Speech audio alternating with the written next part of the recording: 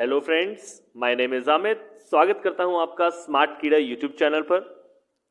Lesson 2 में हमने देखा था क्रिटिकल एटीट्यूड। हमने समझा था कि कैसे हम क्रिटिकल थिंकिंग स्किल्स डेवलप कर सकते हैं, क्या क्या चीज़ें, क्या क्या एट्रीब्यूट्स की आवश्यकता हमें पड़ेगी और क्या कुछ हमें अवॉइड करना चाहिए जिससे हमारा क्रिटिकल थिंकिंग सेंस डेवलप हो सके। ये हमें रियल लाइफ में भी काम आता है, इंटरव्यूज़ में, ऑब्वियसली एग्जाम में तो सवाल आते ही हैं। और हमारा main target SBI PO mains और IBPS PO मेंस है, जिसमें इसके सवाल काफ़ी ज़्यादा पूछे जाते हैं रीजनिंग में। और ऑब्वियसली जब आप उनको सॉल्व करेंगे तो आप ये देखेंगे कि बड़ा इजी पड़ता है, टाइम थोड़ा सा कम लगता है, बिकॉज आपका थिंकिंग स्किल्स अगर डेवलप्ड है तो इस क्वेश्चन को आप इजीली आराम से कर सकते हैं।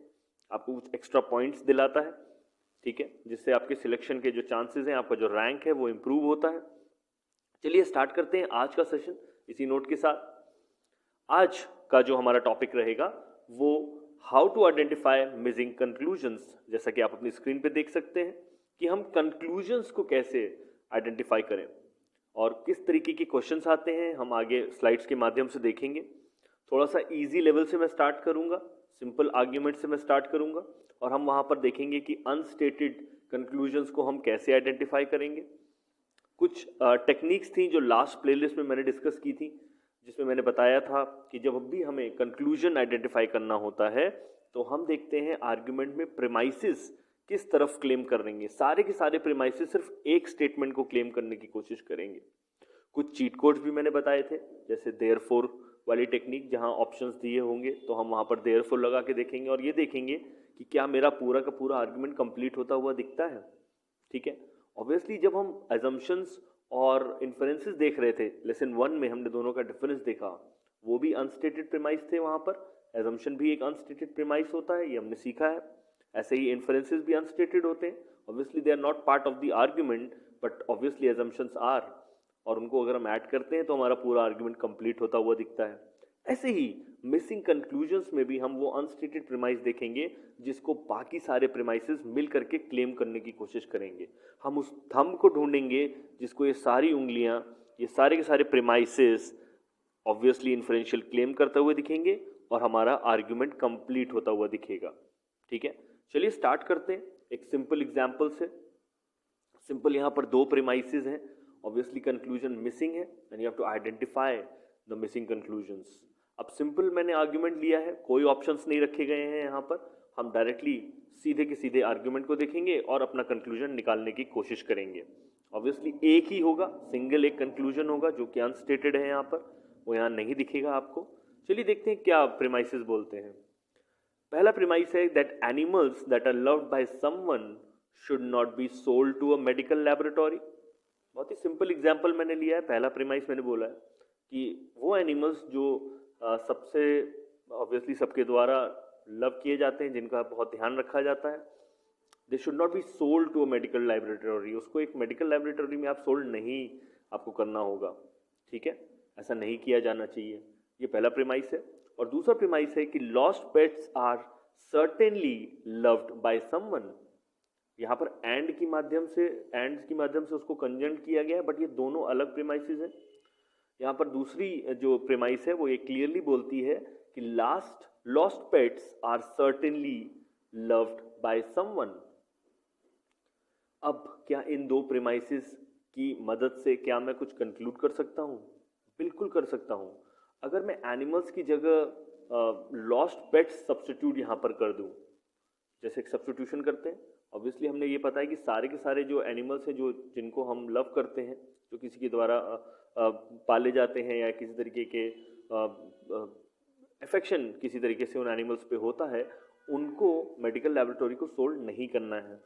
और सेकेंड प्रीमाइस ने हमें ये बताया कि lost pets are certainly loved by someone. क्या लॉस्ट पेट्स एनिमल्स की जगह सब्स्टिट्यूट किए जा सकते हैं? बिल्कुल। क्या मैं कंक्लूड कर सकता हूँ therefore the lost pets should not be sold to a medical laboratory? बिल्कुल सही, बिल्कुल यही सिंपल कंक्लूजन आएगा। अगर मैं स्टैंडर्ड फॉर्म में इसको लिखूं, दोनों प्रीमाइसेस यहाँ डालूं, प्रीमाइस 1 और प्रीमाइस 2, और फाइनली लिखूं देयरफॉर, और फिर कंक्लूड करूं कि lost pets should not be sold to a medical laboratory, तो ये लॉजिकली करेक्ट होगा। ये वो कंक्लूजन होगा जिसको वो दोनों प्रीमाइसेस पूरी तरीके से इन्फ्रेंशियल क्लेम कर रहे हैं। ये दोनों प्रीमाइसेस की हमें आवश्यकता पड़ी, ये वो जॉइंट प्रीमाइसेस थे जो कि हमारे कंक्लूजन को क्लियरली प्रूव करता हुआ दिखेगा। ठीक है, तो यहाँ पर जो मिसिंग कंक्लूजन था वो हमने आइडेंटिफाई किया with the help of our logical thinking, critical thinking. हमें पता था ये दोनों प्रीमाइसेस मिल करके हमें एक फाइनल कंक्लूजन देंगे। अभी यहाँ पर कोई ऑप्शंस नहीं थे, बट अगर ए बी सी डी में आपको 4 ऑप्शंस दिए जाएं तो आप क्लियरली सिलेक्ट कर सकते हैं कि lost pets should not be sold to a medical laboratory. ठीक है, और उसके पीछे का रीजन क्या है? उसका पीछे का 2 बहुत कारण इंपॉर्टेंट दिए गए हैं कि lost pets are certainly loved by someone and animals that are loved by someone should not be sold to a medical laboratory. I hope ये सिंपल एग्जाम्पल की मदद से आप आइडेंटिफाई कर सकते हैं कि क्या कुछ मिसिंग था यहाँ पर, और उसे कंप्लीट करने के लिए हमें एक सेंटेंस की आवश्यकता पड़ी, एक स्टेटमेंट की आवश्यकता पड़ी, और वो स्टेटमेंट हमारा कंक्लूजन था। चलिए यहाँ से क्लियर कर लेते हैं और नेक्स्ट आर्ग्यूमेंट देखते हैं। ये भी काफ़ी सिंपल है। यहाँ पर भी 2 प्रीमाइसेस दिख रहे होंगे आपको। यहाँ पर लिखा है, मैंने पहला प्रीमाइस पढ़ लेते हैं। Any form of cheating deserves to be punished. किसी भी तरीके की अगर आप चीटिंग करते हैं, it deserves to be punished. And second premise मैंने क्या लिया है? That plagiarism is a form of cheating. Obviously plagiarism अगर एक तरीके की चीटिंग है और जितनी भी तरीके की चीटिंग है वो डिजर्व करती हैं पनिशमेंट, सो ऑब्वियस कंक्लूजन यहाँ पर होगा therefore plagiarism deserves to be punished. बिल्कुल बिल्कुल क्लियर आप यहाँ पे कंक्लूड कर सकते हैं। काफ़ी डिडक्टिव तरीके का आर्ग्यूमेंट लिया मैंने यहाँ पर। 100% नेसेसिटी के साथ आप बोल सकते हैं that plagiarism deserves to be punished. Why? Because पहला प्रीमाइस कहता है any form of cheating deserves to be punished, and second premise कहता है plagiarism is a form of cheating. तो मैं कंक्लूड कर सकता हूँ therefore plagiarism is obviously deserves to be punished. ठीक है, so this is my final conclusion. It is a missing conclusion जो यहाँ पर नहीं है, यहाँ स्टेटेड नहीं, अनस्टेटेड है, इसका आर्ग्यूमेंट को कंप्लीट करता है। ठीक है, तो अब एक बेसिक आइडिया हो गया आपको कि कैसे ये सारे के सारे प्रीमाइसेस जॉइंटली या इंडिपेंडेंटली किसी भी न किसी तरीके से आप देखेंगे वो प्रूव करेंगे उस पर्टिकुलर कंक्लूजन को और अपना आर्ग्यूमेंट कंप्लीट करेंगे। ठीक है, चलिए अब थोड़ा सा टफर एग्जांपल्स की तरफ बढ़ेंगे, यहाँ से क्लियर कर लेते हैं। आई होप आपको एक कॉन्सेप्ट समझ में आए कि कैसे आप उसको आइडेंटिफाई करेंगे। ऑब्वियसली अपने लॉजिकल सेंस से उसको कंप्लीट होते हुए देखेंगे, देयरफॉर का इस्तेमाल करेंगे। ठीक है, अब यहाँ पर थोड़ा सा वेरीड एग्जाम्पल मैंने लिया है। ठीक है, यहाँ पर मैंने क्वेश्चन बताया which of the following is a logical corollary from the above passage. ठीक है, logical conclusions, logical corollary almost काफ़ी सिमिलर कॉन्सेप्ट होता है। ठीक है, काफ़ी आसपास के कॉन्सेप्ट हैं, बट ऑब्वियसली जब भी आपसे लॉजिकल कॉरलरी बोला जाए तो आप उसको कंक्लूजन की श्रेणी में डाल सकते हैं फॉर टाइम बीइंग नाउ। ठीक है, हालांकि लॉजिकल कॉरलरी कंक्लूजन के आगे की डेरिवेशन होती है, but still for convenience sake अभी from now onwards what we can do, अगर हमें सवाल सॉल्व करना है तो हम सीधा इसको कंक्लूजन की श्रेणी में ही डालेंगे। ठीक है, चलिए देखते हैं क्या कुछ आर्ग्यूमेंट में कहा गया है। आर्ग्यूमेंट कहता है China son preference and patriarchy have resulted in an imbalance gender ratio at birth 111 in 2021। ठीक है, जेंडर रेशियो का प्रॉब्लम है वहां पर, और ऑब्वियसली जब आप सन्स प्रेफरेंस की बात करते हैं, आप पैट्रियार्की की बात करते हैं, तो आप ऑब्वियसली एक तरीके से एक बायस है वहां पर, एक तरीके से मेल बायस है। ठीक है, To add to this, female labor participation has declined लगभग 73% in 1990 to 43% in 2019 and a widening gender wage gap। ठीक है, यानी कि एक जेंडर वेज गैप बढ़ रहा है, फीमेल लेबर पार्टिसिपेशन भी कम है पहले से। The retirement age for women is still 50 for blue collar and 55 for white collar workers. तो काफ़ी हद तक चाइना में भी कुछ पैट्रियार्कल इश्यूज हैं, कुछ मेल बायस है, हर चीज़ में देखा जा सकता है, चाहे वो रिटायरमेंट एज की बात हो, चाहे वो फीमेल लेबर पार्टिसिपेशन की बात हो, या फिर वो सन प्रेफरेंस की बात हो, या जेंडर रेशियो की। तो overall there is a issue. अब ये सारे के सारे प्रीमाइसेस किसी एक चीज़ को प्रूव करते हुए दिखेंगे आपको। ठीक है, चलिए ऑप्शन देखते हैं। पहला ऑप्शन कहता है कि China's authoritarianism is against women's right, यानी कि अगर मैं यहाँ पर देयरफॉर लगाऊं और इस पूरे आर्ग्यूमेंट को कंप्लीट करने की कोशिश करूं तो ये क्या कंप्लीट होता हुआ दिखेगा?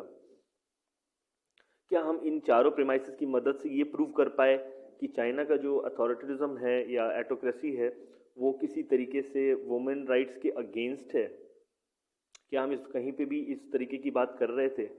हाँ, हमें ये तो पता है कि वहाँ पैट्रियर्कल इश्यूज है, हर तरफ देखा जा रहा है, कुछ बायस है, बट क्या ये एकदम एग्जैक्ट आंसर है जिसको हम देख पा रहे हैं? चलिए देखते हैं, इसको एज अ बकेट आंसर रख लेते हैं फॉर टाइम बीइंग, ठीक है। अभी लेकिन हम फॉर श्योर इसको आंसर में नहीं ले सकते क्योंकि हमारे पास थोड़ा सा डाउट है, बिकॉज कहीं पे हमने अथॉरिटिज्म की बात नहीं करी थी थ्रू आउट, ठीक है। तो हम इसको एज अ बकेट आंसर रख सकते हैं और बढ़ सकते हैं बी की तरफ। बी कहता है a mass movement is a function of social and moral rights. क्या मास मूवमेंट की कोई बात हुई है? क्या मॉरल या सोशल राइट्स की बात हो रही है? We were just concern with women rights, तो ऑब्वियसली इसको आप रिजेक्ट कर सकते हैं, बहुत दूर है हमारे आंसर से। Chinese control on demographical trends has caused a gender preference. तो यहाँ पर एक तरीके का रीजन देने की कोशिश की गई है कि क्या चाइना का जो कंट्रोल है अपने पॉपुलेशन पे, उसकी वजह से ये जेंडर प्रेफरेंस क्रिएट हुआ है। क्या हम ऐसा कुछ प्रूव होता हुआ देख सकते हैं बाकी के प्रेमाइसिस से? हमारे पास तो 3 फैक्ट्स थे, हमने उसको डिस्कस किया, 3 प्रेमाइसिस थे जो किसी चीज को प्रूव करने की कोशिश कर रहे थे। Obviously we were not able to complete the whole sentence. चलिए सी को भी रिजेक्ट करेंगे बिकॉज अब हमारे पास एक अच्छा कारण है उसे रिजेक्ट करने का। चलिए डी देखते हैं। डी में बताया गया है Chinese state policies are gender biased. क्या ये एक अच्छा आंसर हो सकता है? जी हाँ, ये बहुत ही अच्छा आंसर हो सकता है क्योंकि थ्रू आउट हमने बात करी कि वहाँ एक तरीके का बायस है। हर तरीके से आपने देखा, चाहे वो फीमेल पार्टिसिपेशन रेट था वर्क में, चाहे वो रिटायरमेंट एज थी, चाहे वो जेंडर रेशियो की बात थी, कुछ पैट्रियार्कल इश्यूज थे, तो कहीं ना कहीं चाइना की जो स्टेट पॉलिसीज हैं वो जेंडर बायस्ड हैं और इसी वजह से हम ये सारे चीज़ें होते हुए देख सकते हैं। अगर मैं यहाँ पे देयरफॉर लगाऊं और आर्ग्यूमेंट को कंप्लीट करने की कोशिश करूं तो मेरा आर्ग्यूमेंट कंप्लीट होता हुआ दिखेगा, ठीक है। तो ऑब्वियसली अगर मेरे पास ए एक अच्छा आंसर था तो मैं उसे रिजेक्ट करूंगा और डी एक बहुत ही बेहतरीन आंसर मुझे मिला है, ठीक है, क्योंकि इसमें सारे के सारे जो क्लेम्स हैं चारों वो प्रूव होते हुए दिख रहे हैं।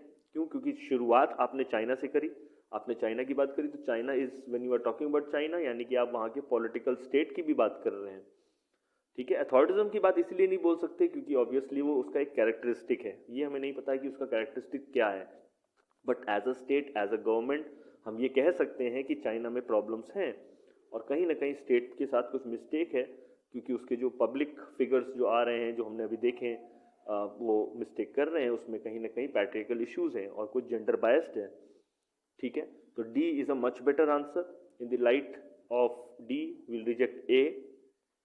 Let's see E. ई में कहा गया है China controls activism on any social issue.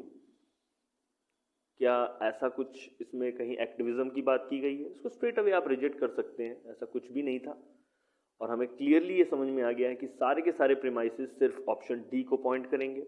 अगर मैं यहाँ से देयरफॉर लगा के उसे ऐड कर दूं अपने आर्ग्यूमेंट में तो मेरा आर्ग्यूमेंट कंप्लीट होता दिखता है, पूरा लॉजिकली कोहेरेंट दिखता है। So finally we can discuss that D is the best answer. चलिए यहाँ से क्लियर कर लेते हैं and we move on to the next argument.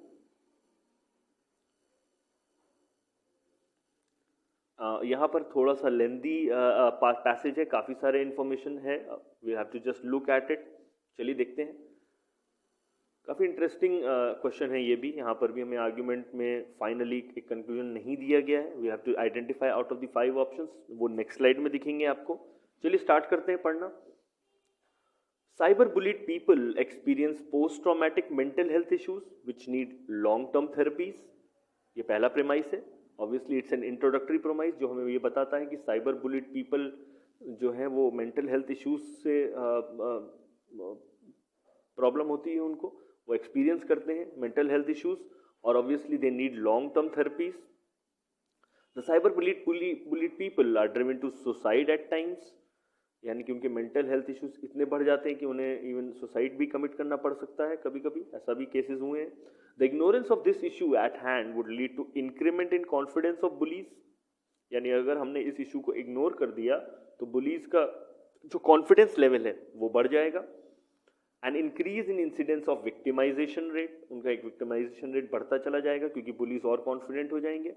One solution to the problem is that stricter laws against cyberbullying can deter the problem related to safety and security of the citizens of these societies and countries, यानी कि एक solution यहाँ दिया गया है कि क्या अगर हम कुछ स्ट्रिक्टर सिक्योरिटी लॉज ला सकें related to online cyber security, तो obviously they can solve the problem related to safety and security. लोगों में एक डर पैदा होगा कि ये करने से, बुली करने से प्रॉब्लम हो सकती है, उनको स्ट्रिक्टर क्रिमिनल लॉज के अंडर प्रोसिक्यूट किया जा सकता है, ठीक है।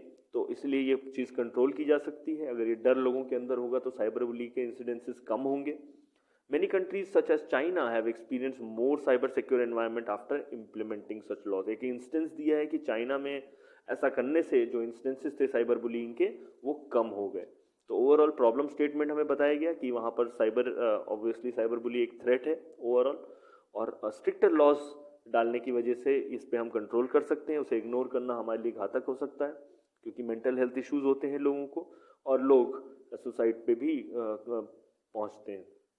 चलिए देखते हैं क्या इस पर्टिकुलर आर्ग्यूमेंट को कंप्लीट करेगा, क्योंकि यहाँ पर मिसिंग कंक्लूजन है, यहाँ पे नहीं बताया गया कि finally what is the conclusion, और हमें इस सवाल का जवाब देना है with the help of these 5 options.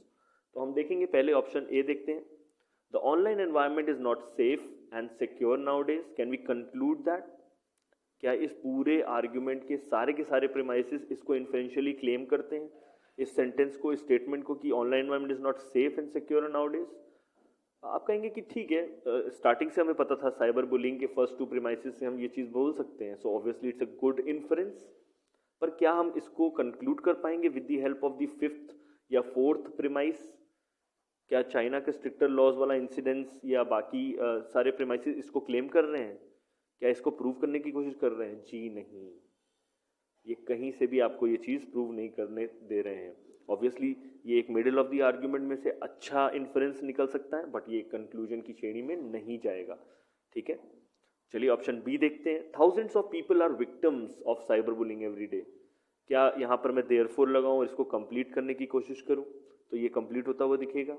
जी नहीं। अगेन आप कहेंगे ये तो एक अच्छा इन्फरेंस हो सकता है, but still it's not a good premise that completes my whole argument. See देखते हैं। Due to rise in instances of cyberbullying, most people are demanding that action be taken. ज़्यादातर लोग ये कह रहे हैं कि हमें एक्शन लेना चाहिए क्योंकि इंस्टेंसेस ऑफ साइबर बुलिंग बढ़ गए हैं। यही इस पूरे आर्ग्यूमेंट का सार है, जो इस चीज़ को प्रूव करने के लिए हमें ये सारे प्रीमाइसेस दिए गए थे। आप कहेंगे कि ठीक है, it's a cause of action, but still do you think यहाँ पर देयरफॉर हम लगाकर इसको कंप्लीट करें तो ये सेंस बनता है, एक लॉजिकल सेंस बनता हुआ दिखता है? Therefore, due to rise in instances of cyberbullying, most people are demanding the action be taken. तो एक अच्छा कॉज ऑफ एक्शन हो सकता है, थोड़ा क्लोज आंसर है ये, but still I just look eight D and E also. अगर मैं इसको बकेट आंसर अभी रखूं और देखूं क्या डी और ई में कुछ मुझे बेहतर आंसर दिखता है, क्या वो ज़्यादा अच्छे तरीके से इसको कंक्लूड करता हुआ देखते हैं। डी में बताया गया है the government must consider and implement set of laws against cyber bullying to create safer online environment. Obviously laws की बात की गई थी, साइबर बुलिंग का इशू है, और अगर उसका हम इग्नोरेंस करते हैं तो दिक्कत हो सकती है। ये भी एक कॉज ऑफ एक्शन बताता है, कोर्स ऑफ एक्शन बताता है हमें। Therefore the government must consider and implement set of laws against cyber bullying to create safer online environment. बिल्कुल बहुत ही अच्छा आंसर है, काफ़ी लाइकली आंसर है ये। सी से बेटर है और अच्छा कंप्लीट करता है। क्यों? क्योंकि ऑब्वियसली हमारे पास स्ट्रिक्टर लॉज नहीं है, तभी हमें चाइना का एग्जाम्पल दिया गया।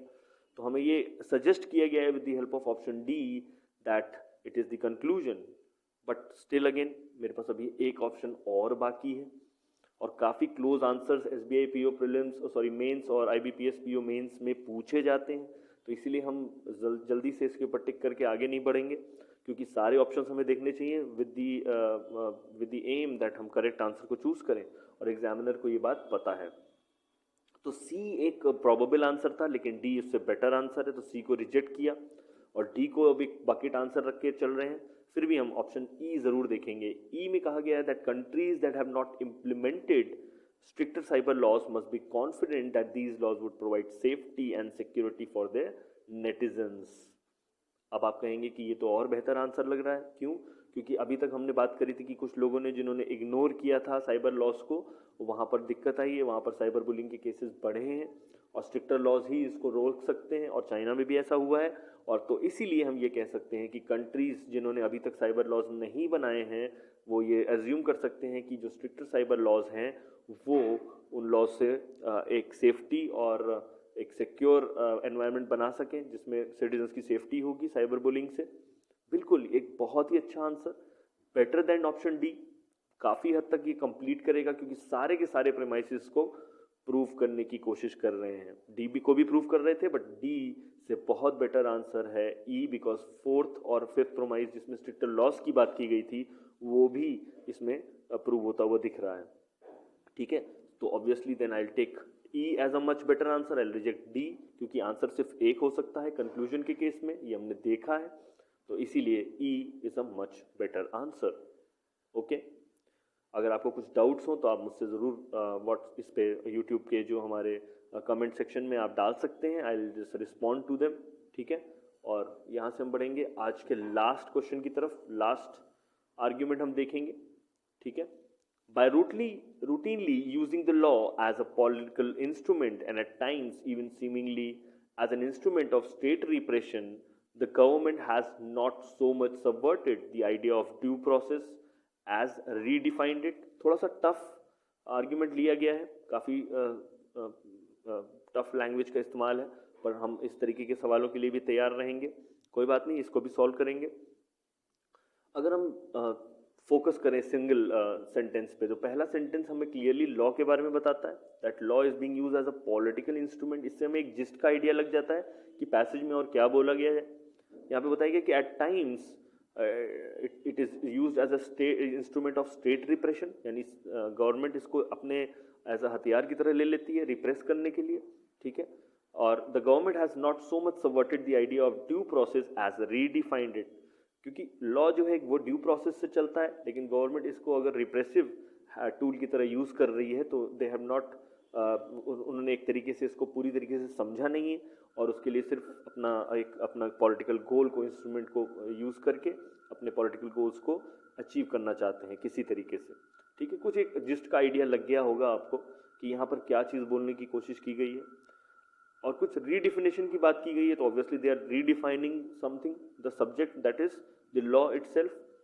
Following this redefinition, the state's action are unilateral, arbitrary, and prone to turn victims into perpetrators and opposition and critics as co-conspirators। अक्सर ऐसा होता है कि स्टेट के जो एक्शन होते हैं with the help of this redefinition of law, they are at times arbitrary, they are prone to victims and perpetrators. कई बार वो अपोजिशन को दबाने के लिए इसका इस्तेमाल करते हैं और उसमें लोगों को को-कॉन्स्पिरेटर भी बता देते हैं। तो ये सारी चीज़ें हैं जो इस आर्ग्यूमेंट में बताई गई हैं। थोड़ा सा टफ आर्ग्यूमेंट है बहुत, अगर बेटर तरीके से हम देखें तो हमें 3 ऑप्शंस यहाँ दिए गए हैं, नेक्स्ट स्लाइड में हम देखेंगे। चलिए देखते हैं नेक्स्ट स्लाइड में। यहाँ पे 3 ऑप्शंस दिए गए हैं और इन तीनों में से किसी एक को आपको सिलेक्ट करना है as a conclusion. However the options are something like this. यहाँ पर 2 और 3 का भी ऑप्शन हो सकता है, 1 और 2 का भी ऑप्शन हो सकता है, यानी कि कुछ इंटरमीडिएट कंक्लूजन्स भी पॉसिबल हो सकते हैं। बट आप कंफ्यूज ना हो, जब भी कंक्लूजन का क्वेश्चन आए तो ये ध्यान रखिएगा, तो at times you will see that it will be only and only one conclusion. ठीक है, जो बेसिक फंडा है वो यही है। चलिए देखते हैं पहला option. In this conception of the rule of law, the ruler is not the one who follows rules and ensures their proper application, he is the one who creates the rules and uses them to suit his goals. काफी हद तक यहाँ पर redefinition का जो concept था उसको explain करने की कोशिश की गई है। जो रीडेफिनेशन का पॉइंट बताया गया था उसको अगर मैं यहाँ पर देयरफॉर लगाऊं और इसको कंप्लीट करने की कोशिश करूं, क्योंकि रीडेफिनेशन हम एक्सप्लेन नहीं कर पाए थे। हमें इतना पता था कि यहाँ पर जो बात है वो थ्रू आउट स्टेट प्रोपेगेंडा की हो रही है, कैसे वो अपने गोल्स को सूट करते हुए पॉलिटिकल इंस्ट्रूमेंट की तरह लॉस को इस्तेमाल करते हैं। तो काफ़ी हद तक ये मेरा एक बेटर आंसर होगा, क्योंकि कहीं ना कहीं यहाँ पर रूल ऑफ लॉ को एक्सप्लेन किया गया है, उससे समझाया गया है कैसे वो रीडेफिनेशन हो रही है, कैसे वो रीडिफाइन कर रहा है, and how they create that rule and use them to suit his goals। तो एक बहुत ही बेटर आंसर है क्योंकि उसको दोनों ही प्रीमाइसेस को ये कंप्लीट करता हुआ दिखता है। सेकंड में बताया गया है state infrastructure includes the law which can be use without accountability against the political opposition. थोड़ा सा टफ क्वेश्चन है और टफ इंस्टांस भी लिया गया है, ठीक है, लेकिन यहाँ पर कोई स्टेट इंफ्रास्ट्रक्चर की बात की गई थी कहीं से, ऐसा तो कुछ भी नहीं था। Even including the law which has to be used without accountability against the political opposition. सिर्फ पॉलिटिकल ऑपोजिशन नहीं, क्योंकि दूसरा भी प्रीमाइस है हमारे पास, तो वो इसको क्लेम कर पाएगा। क्या ये इसको इन्फ्रेंशियली क्लेम करेगा? जी नहीं। तो हम इसको रिजेक्ट कर सकते हैं क्योंकि हमारे पास फर्स्ट प्रेमाइस में अकाउंटेबिलिटी की बात नहीं की गई थी, ठीक है, ना ही हमारे पास स्टेट इंफ्रास्ट्रक्चर की बात की गई थी। तो थोड़ा सा आउट ऑफ कॉन्टेक्स्ट होता जा रहा है, टफर क्वेश्चन है, मैं समझ सकता हूँ। चलिए तीसरा देखते हैं। The political sovereign is shown not to be constituted by law but rather as the actor who has the legitimacy to make law because it is he who decide the fundamental और existential issues of politics. काफ़ी detail में इसको समझाया है कि political sovereign का काम क्या होता है। It is not, he is not the one who constitutes the law, so how they redefined it ये नहीं एक्सप्लेन कर पाएंगे आप। अगेन ये थोड़ा सा आउट ऑफ कॉन्टेक्स्ट जाता हुआ दिख रहा है। तो 2 और 3 को हम क्लियरली रिजेक्ट कर सकते हैं एज द कंक्लूजन आंसर, और 1 को हम लेंगे एक प्रॉपर आंसर, ठीक है। यानी कि अगर मेरे पास ऑप्शंस में 1 होगा तो मैं उसे सिलेक्ट करूंगा। ऑब्वियसली ऑप्शन ए को मैं सिलेक्ट करूंगा यहाँ पे, as only 1 is given in the options. थोड़ा टफ क्वेश्चन है, मैं समझ सकता हूँ, बट इट्स ओके बिकॉज हमें टफर लेवल पे भी जाना है, ठीक है। सो आई होप आज का जो सेशन है वो आपको अच्छा लगा हो, और भी नेक्स्ट सेक्शन में हम टफ क्वेश्चंस और सिंपल क्वेश्चंस का मिक्स लाएंगे, और अगर कुछ सजेशंस हो तो please do suggest. Till then पढ़ाई करते रहें, तैयारी करते रहें। मेरी तरफ से जय हिंद।